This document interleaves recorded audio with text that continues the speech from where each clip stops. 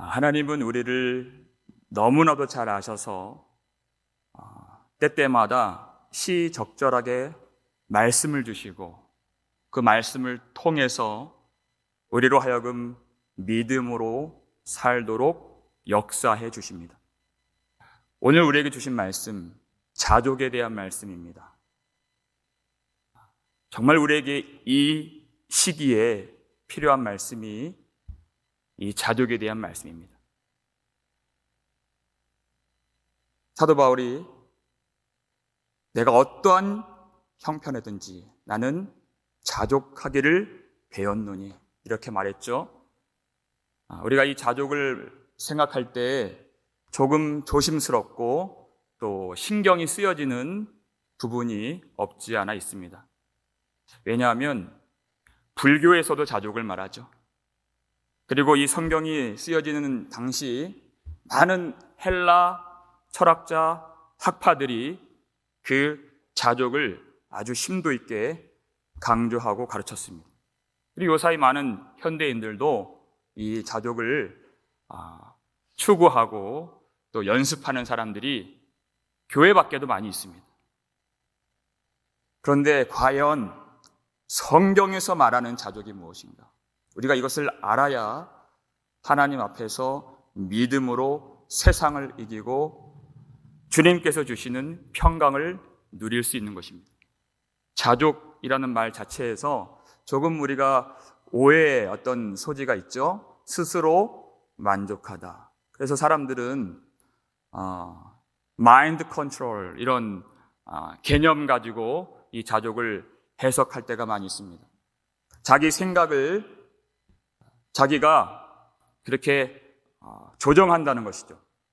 나는 지금 불행한데 내 형편은 여유치 않은데 자기가 생각을 조정해서 나는 불행하지 않다, 나는 힘들지 않다, 내지는 나는 행복하다, 나는 잘 될 수 있다, 이렇게 끊임없이 긍정적인 사고를 하고 낙관적인 마음을 갖는 훈련을 하는 사람들이 많이 있습니다. 실제로 우리가 그런 긍정적인 사고를 갖고 있는 사람들을 만나면 우리가 기분이 좋죠.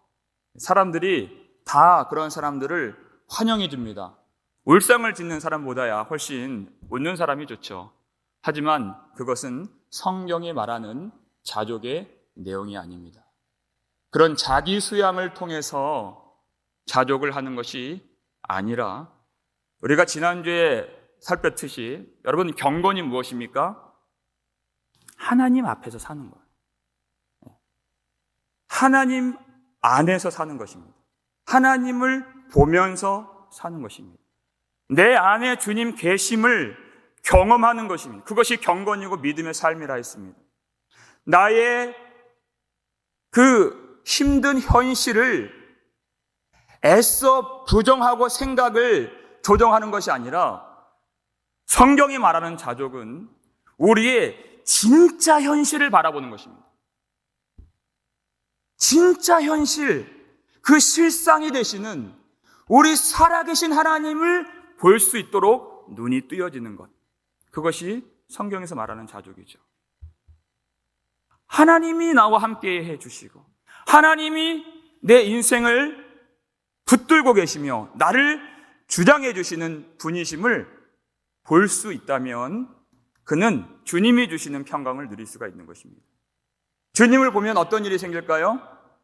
하나님보다 큰 어떤 존재가 없어요. 하나님보다 큰 세상이 없고 하나님보다 큰 질병이 없고 하나님보다 큰 문제가 없는 것을 그는 하나님을 볼 때 깨달을 수 있는 것입니다.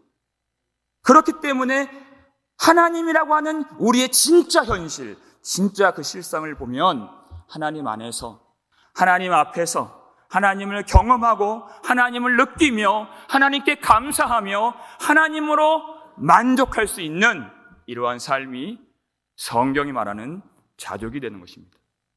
사도 바울이 이 대목에서 왜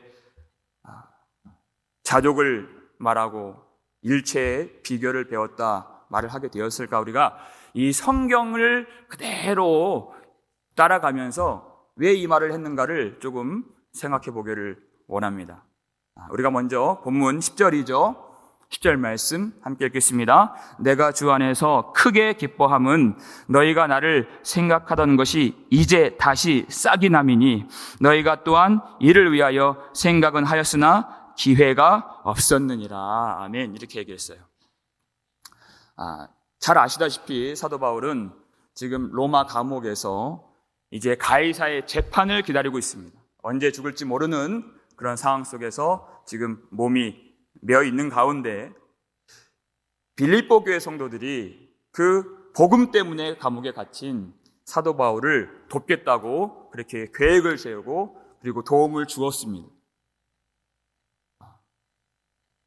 그래서 바울이 그러한 교회가 너무 감사한 거예요. 그래서 이 편지를 쓰는 목적이 그것이고 특별히 오늘 본문이 그와 같은 교회에 대한 감사를 표하기 위해서 이 대목을 기록한 것입니다.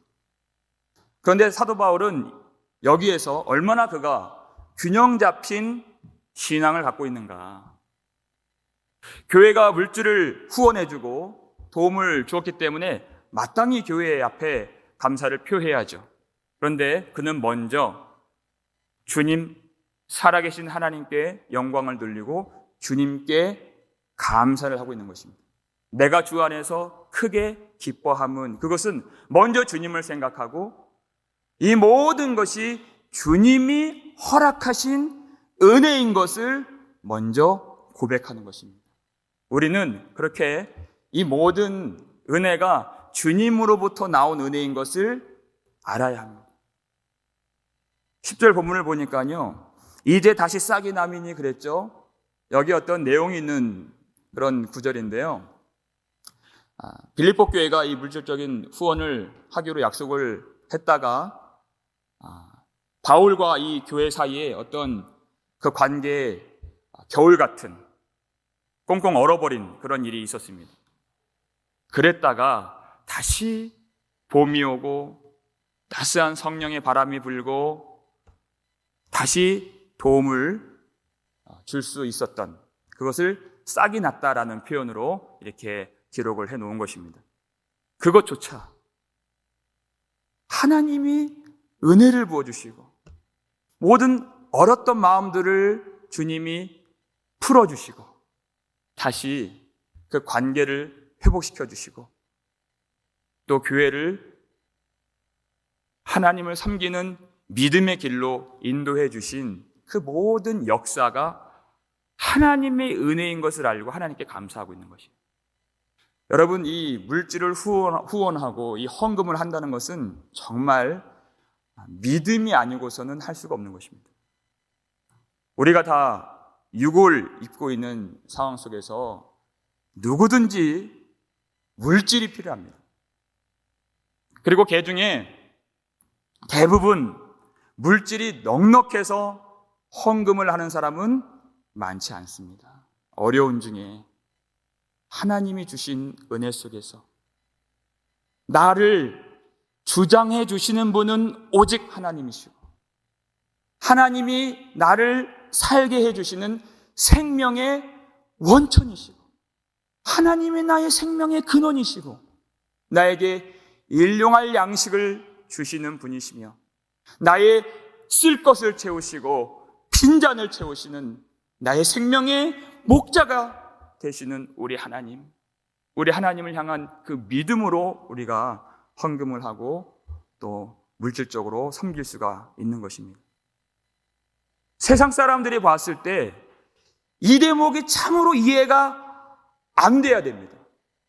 예배를 드리는 것까지야 뭐 그럴 수 있다 치더라도 어떻게 11조를 하고 어떻게 그렇게 헌금 생활을 그리고 믿음 생활을 할 수 있는가? 사람들이 참 볼 때 바보 같고 답답하고 납득이 되지 않아야 그것이 진짜 믿음 생활입니다. 세상 사람들과 똑같이 합리적으로 그들을 생각 안에서 살아가는 것이 어떻게 믿음일 수 있겠습니까? 우리가 사는 것은 오로지 하나님의 도우심으로 사는 믿음의 사람들이기 때문에 당연히 이해가 안 되어야 되죠. 그렇게 믿음으로 내 힘 가지고 내 쓸 것을 먼저 떼어놓고 살면 어떻게 하나님이 도우시는 그 믿음 생활의 신비를 경험할 수 있겠습니까? 하나님을 경험할 수 있는 길이 없어요.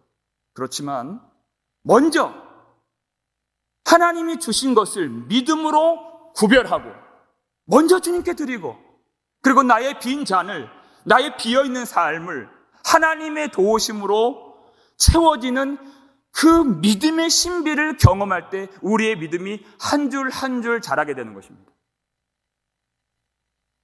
여러분 잘 아시다시피 이 빌립보 교회는 참으로 많은 환난의 시련을 당했다고 그 고린도후서 8장에서 소개했잖아요. 많은 환난의 시련 가운데에서 넘치는 기쁨이 있었다 그랬습니다. 그리고 또 극심한 가난이 있었다 그랬어요.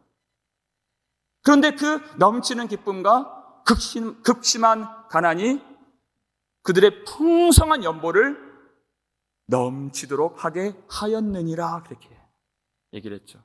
그래서 하나님이 즐겨내는 자를 사랑하시느니라 이렇게 얘기했습니다. 그 대목에서. 그렇게 극심한 환난 가운데 즐겨내는 자에게 어떠한 약속을 주셨는가? 고린도 후서 9장 8절 말씀입니다. 이 약속 함께 읽겠습니다. 하나님이 능히 모든 은혜를 너희에게 넘치게 하시나니 이는 너희로 모든 일에 항상 모든 것이 넉넉하여 모든 착한 일을 넘치게 하게 하려 하심이라. 아멘. 그랬습니다. 하나님이 능히 모든 은혜를 그 교회, 그 성도에게 넘치게 주신다는 것입니다. 여기서 모든 일이라고 했습니다. 모든 일, 항상은 모든 시간이죠. 그리고 모든 것에 넉넉하도록 하나님이 채워주신다는 것입니다. 여러분, 우리가 모든 일을 우리가 주장하고 우리가 지킬 수 있습니까? 우리가 자녀들, 내가 보고 있는 순간에도 우리는 지킬 능력이 없는 사람들입니다. 하지만 내가 보고 있지 않을 때에도 하나님이 모든 일 가운데 항상 모든 것에서 지키시고 채워주시는 하나님을 경험할 수 있다는 것입니다. 자녀만 아니라 우리의 인생, 우리가 운전하며 길을 갈 때에도 내가 아무리 잘한다 할지라도 내가 내 생명 지킬 수 있는 것이 아닙니다. 하지만 모든 일 가운데에서 항상 하나님이 모든 것에 넉넉하게, 우리의 모든 가정의 일, 가정의 화평, 우리의 생업과 우리의 사업장과 우리 모든 안전과 우리 영혼과 믿음과 우리의 건강까지도 모든 일에, 모든 순간에, 모든 것에 부족함이 없도록 하나님이 넘치도록 넉넉하게 채우시는 그 하나님이 능히 그를 도우시는 그 능력을 우리가 경험할 수 있는 길이 믿음으로 주님께 드리는 것입니다. 그래서 하나님께 바울이 그 믿음을 보았기 때문에 먼저 감사를 해요. 그리고 나서 이 신앙적 균형이라고 하는 것이 하나님이 주셨기 때문에 하나님께만 감사를 드린다면 그것도 바르지 않습니다. 하나님이 교회를 통해서, 성도를 통해서 주셨기 때문에 마땅히 교회 앞에 감사를 하는 것이 당연한 것이죠. 그런데 여기에서 우리가 주의 깊게 읽지 않으면 조금 그 의미를 모르고 지나칠 수 있는 내용입니다. 여기에서 바울이 얼마나 교회를 생각하고 배려하는 마음으로 이 글을 썼는가, 우리는 그것을 알아야 합니다. 우리가 살다 보면 다 그런 경험이 있는 것은 아닐지 모르지만 우리가 어떤 경우에는 어떤 성도로부터 또 교회로부터 물질적인 도움과 후원을 받을 때가 있습니다. 그때 우리가 이 바울이 오늘 가르쳐주는 이 절제, 이 균형, 그리고 이 지혜를 좀 배웠으면 좋겠습니다. 그가 오늘 이 감사 표현을 보면요, 어떻게 보면 좀 밋밋하게 하는 그런 느낌도 들고, 그 물질 받은 것에 대한 감사로 드리는 이 편지인데 자기는 모든 형편에서도 자족하기를 배웠다는 말을 하는 거예요. 이 감사와 이 자족의 표현이 사실 어울리지 않는 것처럼 보여요. 자칫 쉽게 말하면 저는 그거 안 받아도 삽니다. 이렇게 느껴질 수 있는 그런 대목일 수 있기 때문에 그래요. 자족이라는 표현이. 근데 왜 그가 그렇게 말했는가? 그가 교회를 참으로 생각하고 있기 때문에 그렇게 말을 한 것입니다. 우리가 어떻게 이 물질적인 후원을 받으면 감사 표현을 해야 되는데, 그때 우리가 정중하게 우리가 감사 표현을 하지만 너무 지나치게 하지 않도록 조심할 필요가 있다는 것이에요.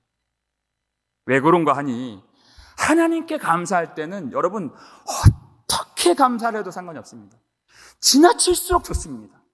넘치도록 우리가 아무리 하나님께 감사하고 찬양해도 그 모든 감사는 다 부족해요. 다 채울 수 없습니다. 다 하나님의 그 은혜에 합당할 수가 없기 때문에 우리는 넘치도록 아주 격하고 과하게 그리고 지나치게 감사하고 찬양해야 됩니다. 그런데 사람 앞에 할 때는 그렇지 않습니다. 우리가 갑자기 어떤 사람에게서 물질의 후원을 받았을 때 그때 자기도 모르게 허리가 90도로 굽혀지고, 분명히 몇 분 전에 감사하다고 얘기했는데 또 그것이 감사해서 감사하다고 얘기하고, 또 헤어지기 전에 또 그것이 너무 감사하고, 집에 가서 또 전화해서 감사하다고 하고, 또 문자 보내서 감사하다고 하고, 이렇게 감사를 많이 하는 게 좋은 것이 아닌가 생각될 수도 있겠지만, 실제로요, 그렇게 하다 보면은 이 받는 사람 입장에서 어떤 느낌이 드냐면, 나보고 또 달라는 얘기인가, 이렇게 생각이 들 수 있습니다. 하나님이 주신 물질, 물론 내가 희생한 부분이 있지만 하나님이 주신 것, 하나님이 주신 감동으로 드린 건데, 내가 그렇게 지나친 감사를 받으면 내가 하나님 앞에서 죄송한 마음이 듭니다. 그리고 또 한 가지, 그런 광경을 어떤 제3자가 보았을 때 괜시리 소외감을 느끼고 어떤 불편한 마음이 생기고 어떤 시험거리가 될 수 있는 그런 씨앗이 될 수 있습니다. 그래서 교회의 덕을 위해서 반드시 우리는 감사 표현을 하고 정중하게 하되 절제가 필요하다. 그것은 믿음에서 나온 것입니다. 우리가 과연 무엇을 믿고 무엇을 감사하는 사람인지 그 믿음 속에서 그 절제가 나오고 그 균형 감각이 나오는 것이에요. 제가 평상시에 이제 일을 마치고 집에 들어가면 그냥 들어가죠. 근데 가끔 손에 뭐 하나 들고 들어갈 때가 있습니다. 먹을 거라도 이렇게 사서 들고 가면, 여러분, 그날 우리 집에 그날의 이 함성과 이 기쁨과 이 환호성은 여러분 아마 상상을 못 하실 거예요. 그렇게 수줍은 아이들이 얼마나 기뻐하면서 동네가 떠나갈 듯이 그렇게 아빠를 영접해 주는 거예요. 그렇게 좋아해요. 그리고 나서 한동안은 그 다음날 아빠가 오면 얼굴을 보는 것이 아니라 어딜 보겠습니까? 손을 보는. 뭐 봉다리 하나 뭐 들고 온 거 없는가. 한동안 이렇게 돼요. 이 아이들이 점점 자라고 성숙할수록 아빠가 들고 오는 선물을 기다리는 것이 아니라 그 존재 자체, 그 마음을 사랑하는 것이 바로 철이 든 것이고 성숙한 것이죠. 잘 모를 때는 그 물질적인 사랑에 감동을 하고 매료가 됩니다. 그런데 조금 더 자라고 자랄수록 신앙도 마찬가지로 그 우리 아버지 하나님의 그 존재, 그리고 보이지 않고 만질 수 없지만 확실히 있는 영원한 생명과 은혜, 그 은혜에 정말 감사하는 마음이 생기게 되더란 것이에요. 사람들과의 관계도 마찬가지입니다. 그 어려운 중에 십시일반 물질을 후원해준 그 교회와 성도가 너무 귀하죠. 아름답고 감사해요. 정말 감사해요. 그런데 어떤 한 성도가, 목사님, 그리고 또 집사님, 저는 물질이 많이 없지만은 목사님을 위해서, 그리고 집사님을 위해서, 그리고 교회를 위해서 항상 기도하고 있습니다. 여러분, 이 하늘의 이 자원을 붙들고 기도하는 이 성도의 마음이 얼마나 귀합니까? 물질을 준 것도 정말 감사하고 귀하지만 이 영적인 축복과 이 영적인 선물과 이 기도의 권능을 갖고 있는 이 성도를 정말 귀하게 여길 줄 아는 그 마음에서 바울이 절제를 하고 있는 것입니다. 그 믿음 자체가 귀하고 드리지 못한 성도들의 기도 자체도 귀하기 때문에 할 수 있지만 절제하는 것입니다. 교회를 정말 생각하고 있는 것입니다.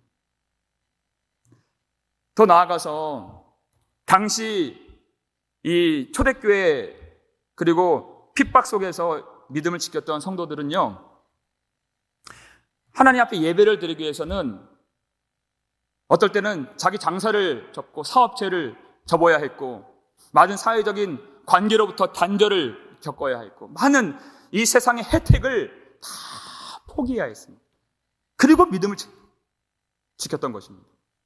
그런 속에서 물질적인 이 문제는 항상 아주 민감한 교회의 이슈였습니다.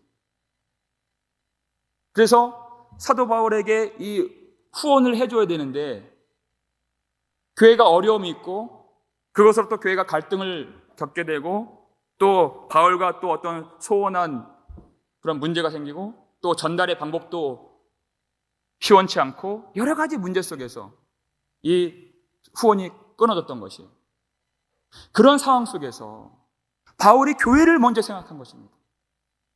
여러분이 여전히 저를 사랑하고 있고 여전히 저를 생각하고 계신 줄 제가 잘 압니다. 여러분이 후원을 해주지 않는다 할지라도 저는 절대로 원망하지 않습니다.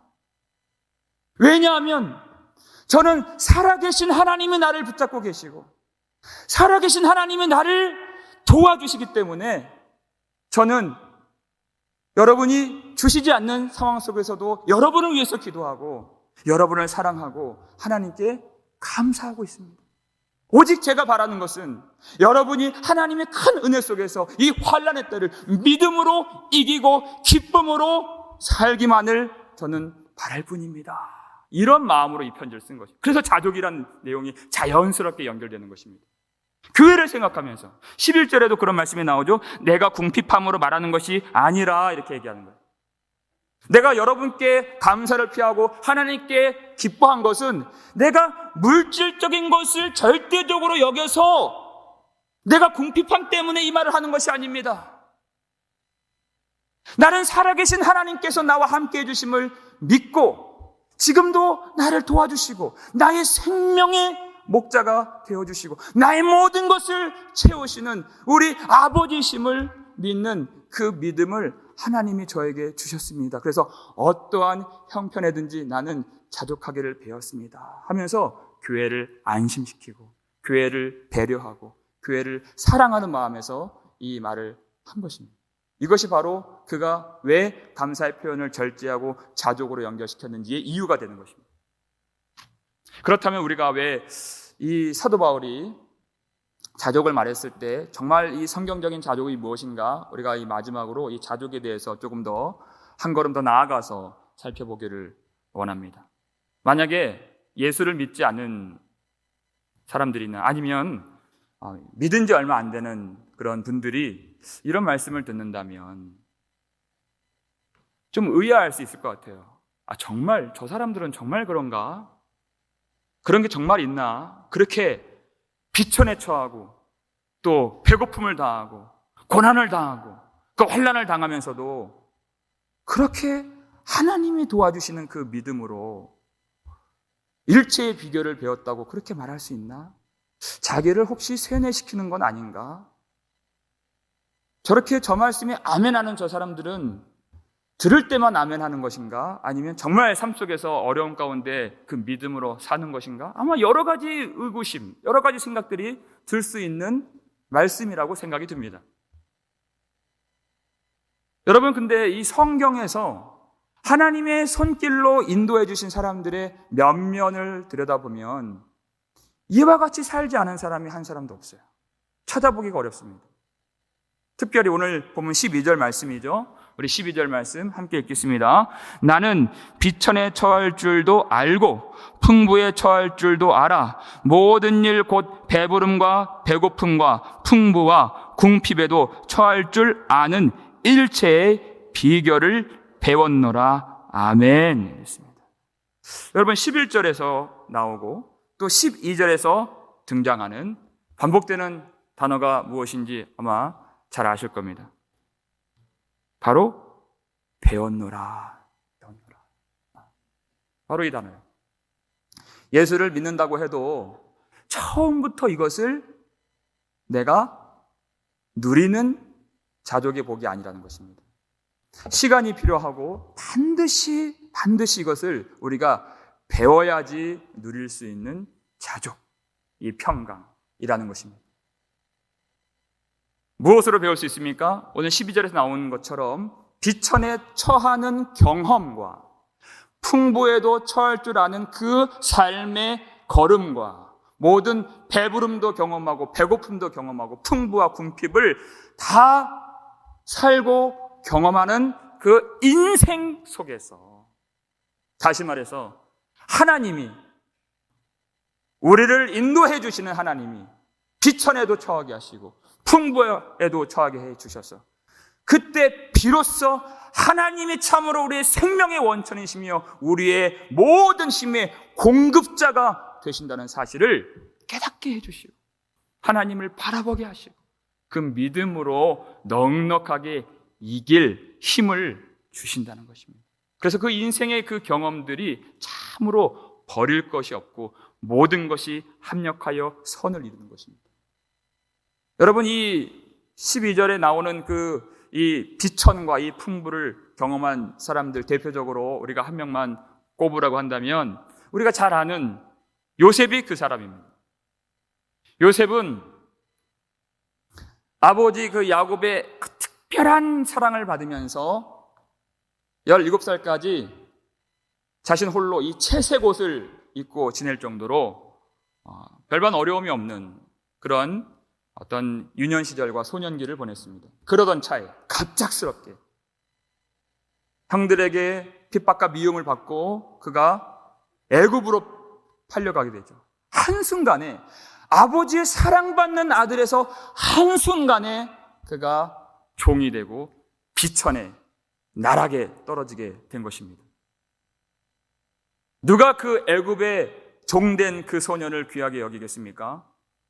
그의 주인 보디발도 이스마엘 상인으로부터 요셉을 돈 주고 샀다는 표현이 나와요. 우리가 무엇을 사죠? 물건 취급할 때 그저 물건 사듯이 사람 취급받지 못하고 그렇게 비천하게. 비천하다는 것은 부끄러운 일입니다. 고달픈 인생인 것입니다. 멸시를 받고 모욕을 받고 참 외로운 것입니다. 그런 인생을 요셉이 한순간에 겪게 되었을 때 우리가 그 요셉의 기사를 읽으면서 참 마음에 이 가슴 떨림이 있고 이 감동되는 이 구절들을 많이 만나게 돼요. 어떤 말씀이 있습니까? 우리 창세기 39장 2절을 보면 그런 비천한 가운데에서 무엇을 그가 경험했는가 함께 읽겠습니다. 여호와께서 요셉과 함께 하심으로 그가 형통한 자가 되어 그의 주인 애굽 사람의 집에 있으니 그랬어요. 저 멀리서 요셉을 보면 참 저 사람 가치 없다, 비루하다, 참 비천하다 이렇게 생각될 수 있는 인생이지만 요셉은 그렇지 않습니다. 그가 여호와께서 항상 함께 하시는 것을 그는 경험해요. 그래서 형통한 자가 되었다 그랬어요. 사람이 알지 못하는 그 평강이, 지각에 뛰어난 하나님의 평강이 항상 그와 함께 했다는 것입니다. 여러분, 자족이 자기 수양이며 어떤 그런 마인드 컨트롤일까요? 자기 쇠뇌일까요? 그렇지 않습니다. 성경을 잘 읽어보시면요, 그것을요 요셉만 그렇게 느낀 것이 아니에요. 보디발이 그걸 봤어요. 보디발이 그 여호와께서 요셉과 함께 하심을 보았더라. 그리고 그에게 형통하게 해주심을 보았더라. 이렇게 몇 번이나 그 보았다는 표현들이 등장하죠. 세상 사람들이, 그것도 하나님 모르는 사람들이 볼 정도로, 확인할 정도로, 저 사람은 뭔가 다르다 하는 것들이 확증될 정도로, 그들의 입에서 고백될 정도로 믿음의 사람들은 정말 하나님이 함께 하셔서 세상을 초월하고 세상을 이기는 그 평강과 자족을 누리는 믿음이 있다는 것입니다. 그에게 시련이 찾아와요. 어떤 시련입니까? 보디발의 아내가 날마다 찾아와서 같이 동침하자 청하고 동침하자 그렇게 요구를 하는 것입니다. 그런데 요셉이 그 유혹을, 그 시련을 어떻게 이길 수가 있었죠? 창세기 39장 9절 후반부에 이렇게 나오죠. 함께 읽겠습니다. 내가 어찌 이 큰 악을 행하여 하나님께 죄를 지으리까, 이렇게 얘기했어요. 여러분, 그 여인이 유혹을 할 때 이것을 조금 의역을 하면 이런 말입니다. 하나님이 나를 버리지 않으시고 하나님이 나와 함께 해주시고 하나님이 나를 도와주셔서 내가 하나님의 형통을 누리고 내가 하나님을 만족하고 있는데 내가 어찌 하나님을 버리고 악을 행하여 죄를 만족할 수 있겠나이까, 이렇게 얘기합니다. 여러분, 여호와를 기뻐하는 것이 우리의 힘인 줄 믿으시길 바랍니다. 하나님을 만족하니까 미혹되지 않더라는 거예요.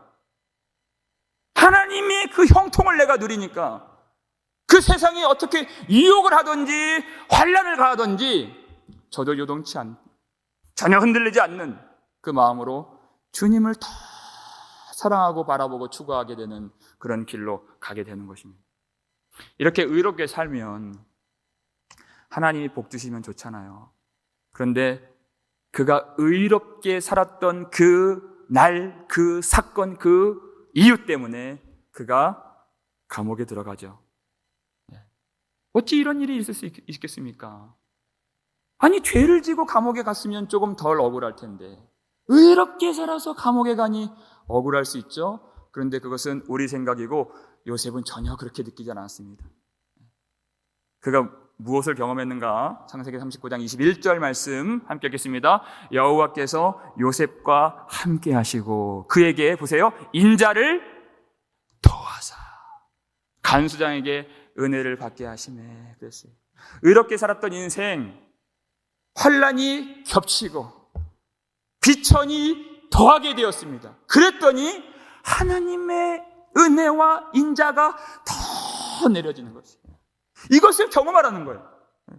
우연한 기회로 그렇게 어떤 기분 좋은 감정을 잠시 가졌던 것이 아니라 내가 어디로 가든지 어디로 들어가든지 어떤 비천에 빠지든지 어떤 환난을 만나든지 어떤 시험을 겪든지 그 속에서 하나님이 어떻게 은혜를 부으시고 어떻게 용기를 주시고 어떻게 담대함을 주시고 어떻게 참 하늘의 평강을 내리시는지 한번 그것을 경험해 보라는 것이에요. 여러분, 우리 인생의 비천에 빠질 때가 있습니다. 그런데 그때 가장 큰 유익이 무엇입니까? 그렇게 하나님이 함께 해주실 때 그 비천 속에서 우리를 위해 비천해 주신 예수 그리스도를 알아가고 닮아가게 된다는 것이에요. 이 비천이라고 하는 이 단어는요, 그 빌립보서 2장 8절에 나오는 주님께서 낮추시고 하는 그 낮추시고라는 단어와 똑같은 어원을 갖고 있는 단어입니다. 우리가 평소에 알지 못했던 우리 주님, 나를 위해서 이 땅에 오시는 하나님의 그 영광 가운데 거하셨던 예수님, 요셉의 그 채색 옷과는 비교도 안 될 영광의 옷으로 입으셨던 예수님이 이 땅에 오셔서 그 비천 가운데 수치를 당하시고 모욕을 당하시고 부끄러움을 당하셨던 예수님, 그렇게 의롭게만 사셨고 율법에만 순종하셨던 예수님, 그런데 더 비천에 빠지셔서 십자가에서 죽으셨다는 것입니다. 그것은 바로 하나님이 우리를 향한 사랑이었다는 것을 알게 되는 거죠. 우리 인생의 비천은 내가 풍부할 때 알지 못했던 그 예수 그리스도의 그 수치와 그 멸시와 그 고난 속에서 하나님이 나를 얼마나 사랑하시는지를 깨닫게 해주시는 그 은혜의 학교가 되는 것입니다. 그 일체의 비결을 배우게 되는 것이에요. 그런데 하나님이 그 예수를 죽은 자 가운데서 다시 살아나게 해주시고 예수님이 부활하시고 다시 하늘에 있는 모든 지위와 모든 영광과 모든 권능과 모든 풍성한 그 보좌를 다시 예수님이 누리게 되셨습니다. 취하게 되셨다는 것이에요. 요셉의 인생 똑같습니다. 어느 순간 예기치 않았던 그때 하나님이 그를 다시 높여주셔서 애굽의 총리로 삼아주시고 그 자신이 겪었던 모든 비천과 풍부, 낮음과 높음의 인생 속에서 그 시간의 연단을 통해서 아하, 과연 하나님이 많은 생명을 구원하시려고 나를 먼저 이곳에 보내셨구나. 그래서 하나님이 나와 함께 해주시고 하나님이 나의 모든 것, 그 형제들이 나를 버리는 그 고통, 죽음의 그 두려움, 인생의 막막함, 그 종된 서러움, 그 감옥에서의 그 외로움과 억울함, 그 모든 것을 통해서 하나님이 선으로 바꾸셨습니다. 그 하나님의 뜻을 깨닫고 하나님의 사랑을 깨닫게 되는 것입니다. 우리의 인생도 마찬가지예요. 그 낮음을 경험하고 그 높음을 경험하면서 내가 내 인생 주인이 아닌 것을 깨닫고 그 비천하고 그 낮은 자리, 사람들이 가고 싶어하지 않는 그 자리에서는 나를 위해서 비천을 마다하지 않으시고 스스로 자기를 낮추시고 하늘 영광을 버리신 예수 그리스도의 그 보혈의 사랑을 그 비천 속에서 깨닫고 주님을 닮아갈 수 있는 은혜를 경험할 수 있는 것입니다.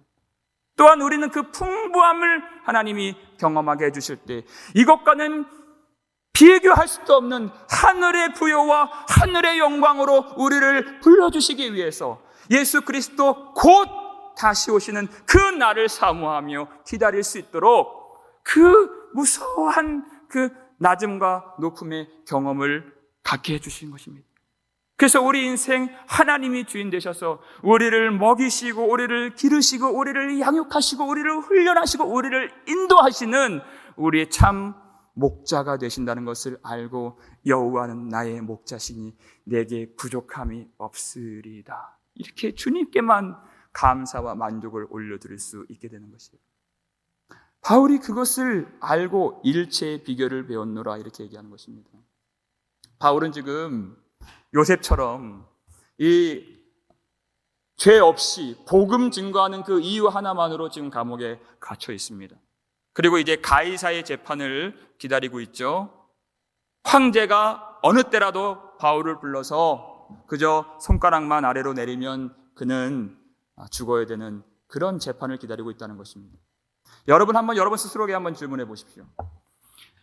로마 황제라고 하는 것은 지금 어느 나라의 어떤 대통령과 어떤 그 총리와도 비교할 수가 없는 그 지상에서 그리고 역사상 가장 높은 보좌 위에 앉아있던 그런 인물입니다. 여러분 그 황제의 길을 가길 원하십니까? 아니면 지금 감옥에 갇혀있는 바울의 길을 가길 원하십니까? 만약 여러분에게 선택권을 준다면 과연 황제의 길을 버리고 바울의 길을 택할 수 있는 사람이 누가 있겠습니까? 세상 사람들이야 말할 것도 없이 예수를 믿는 우리가 더 많은 것을 갖고 싶어하고 더 높은 보좌를 취하고 싶어하는 우리가 더 큰 사람이 되길 원하는 우리가 어찌 이 황제의 길을 버리고 이 바울의 길을 스스로 택할 수 있는 사람이 누가 있겠습니까? 몇 사람이 되겠습니까? 그래서 주님은 이 길이 좁은 문이요 좁은 길이라고 말씀하셨습니다.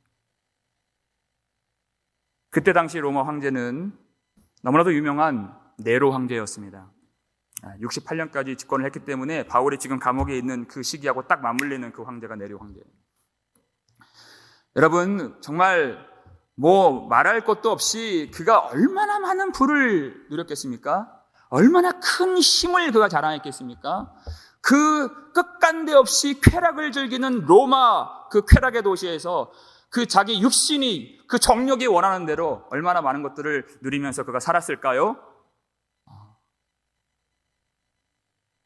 그런데 여러분 역사를 보면요, 그가 그 높은 보좌에서 얼마나 두려워했는가. 그가 그 두려움 가운데에서 너무 괴로워서 자기 동생을 죽입니다. 자기를 낳아준 친어머니를 그가 죽여요. 자기를 인도해준 스승 세네카를 죽입니다. 그리고 자기 아내인 옥타비아를 죽이고 자기 마음에 안 드는 구석이 있으면 다 죽여요. 그렇게 힘이 있는 사람이었습니다. 그렇게 할 수 있는 대로 다 할 수 있었는데 끝내 30년밖에 안 되는 그 짧은 인생을 어떻게 했죠? 자기 스스로 목숨을 끊고 자살을 했어요. 이렇게 하나님 없이 사는, 다 누릴 수 있고 다 가질 수 있는 모든 세상 부귀, 모든 명예, 그리고 모든 이 재물, 권력, 이 힘, 이것들이 그 인간의 마음속에, 하나님이 창조하신 그 마음속에 어떠한 평강도, 어떠한 기쁨도, 겨자씨만한 그 평강도 만들어주지 못했다는 것입니다.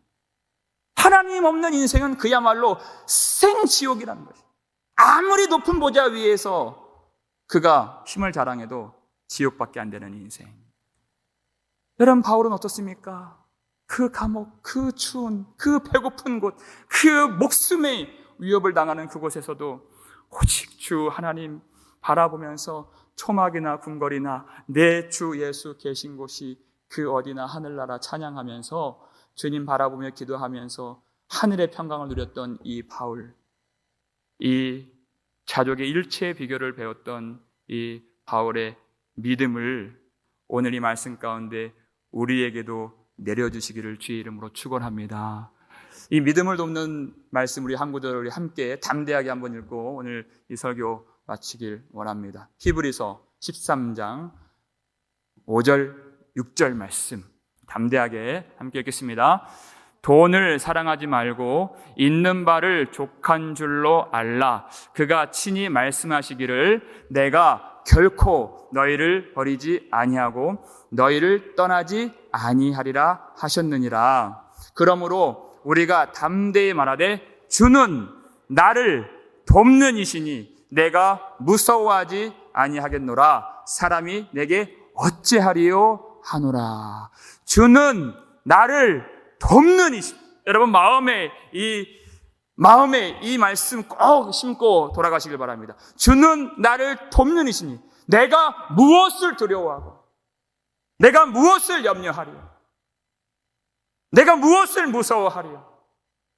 지금같이 이 전염병이 창궐한 이 환란의 때에도 주는 나를 돕는 이시니 그 어떤 사람도 어떤 세상 권력도 어떤 질병도 하나님보다 큰 존재는 없기 때문에 주님이 도우셔서 넉넉하게 인생 승리하며 주님을 바라볼 수 있기를 주의 이름으로 축원합니다. 이보다 더 큰 환란이 오고 더 무서운 세상이 닥치고 예배를 막고 핍박을 하고 그 믿음을 앗아가려고 하는 그 시대, 더 무서운 질병이 우리를 넘어뜨리려고 하는 그 세상이 온다 할지라도 주는 우리를 도우시는 하나님이시니 주님의 은혜의 날개 아래서 즐거이 하나님을 찬송하고 기쁨으로 주님을 예배하며 예수 그리스도 안에서 주님께만 감사와 만족을 드리는 일체의 비결을 누리고 믿음으로 평강을 경험하는 저와 여러분 되실 수 있기를 주의 이름으로 축원합니다.